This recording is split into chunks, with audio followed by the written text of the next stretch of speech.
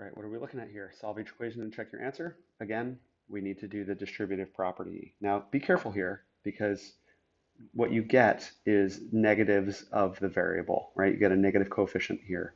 7 times 6 is 42. 7 times negative 2a is negative 14a.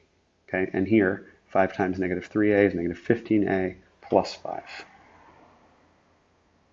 So we got 7 times 6 is 42. 7 times negative 2a is negative 14a.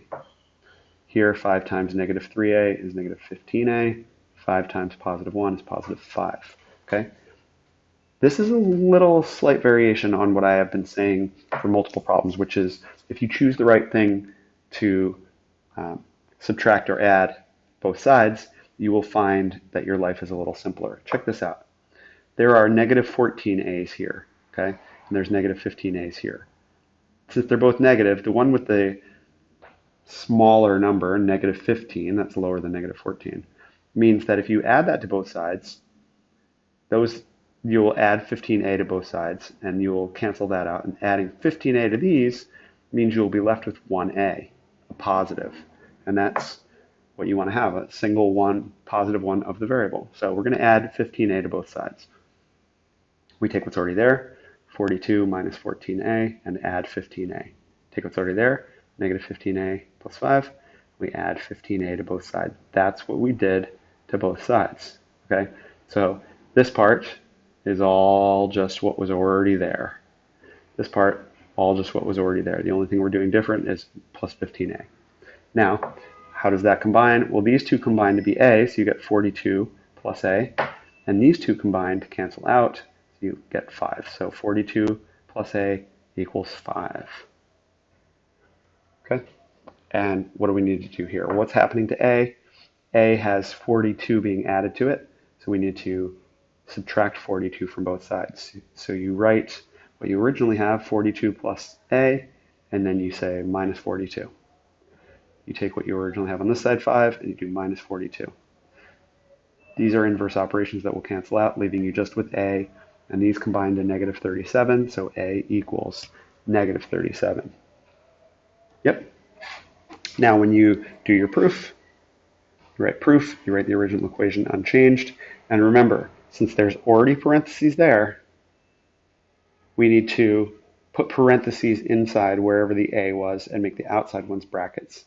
So how is this the same as this? Well, you've got that 7 in the front. This parentheses is just written as a bracket. 6 minus 2 times, and that's where the a is, so that's where the parentheses go. Okay? Put parentheses, put in that negative 37 that it is, and then close the brackets. Equals 5 sitting out front. This parentheses is just a bracket, but you still have 5, and then bracket or parentheses, negative 3.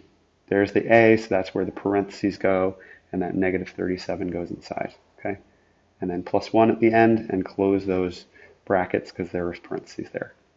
When you simplify this, what do you have to do? You need to first multiply these two together, and you need to multiply these two together. Okay, we'll get then just two numbers with no parentheses anymore, so the brackets can go back to being parentheses. So you say 7 parentheses.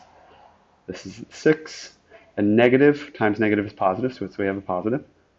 Negative 2 times negative 37, positive 74. Okay, here's that 5. This negative 3 and this negative 37 multiply together to be 111. Do the math off on the side if you need to. I don't want you to have that work in the middle of your paper. That's problematic if you do. Don't do it. Okay, negative 3 times negative 37 is positive 111, and then this plus 1. Okay, now we have to complete what's inside the parentheses. 6 plus 74 is 80, and 111 plus 1 is 112. So we've got 7 times 80 equals 5 times 112. I can do 7 times 80 in my head. 7 times 8 is 56, and add a 0. Okay, but this one, you might need to calculate on a separate sheet of paper. I can do it because I can say this. Watch what I do. I'm going to move it so you see what it's equal to. Remember, 7 times 8 is 56. Add that 0, 560. Here, what's 5 times 100? 500. What's 5 times 12? 60. So by doing this in parts, you say 5 times 100, that's a 1 in the hundreds place, is 500. 5 times 12 is 60. That becomes 560. The numbers are the same on both sides. That's a proper proof.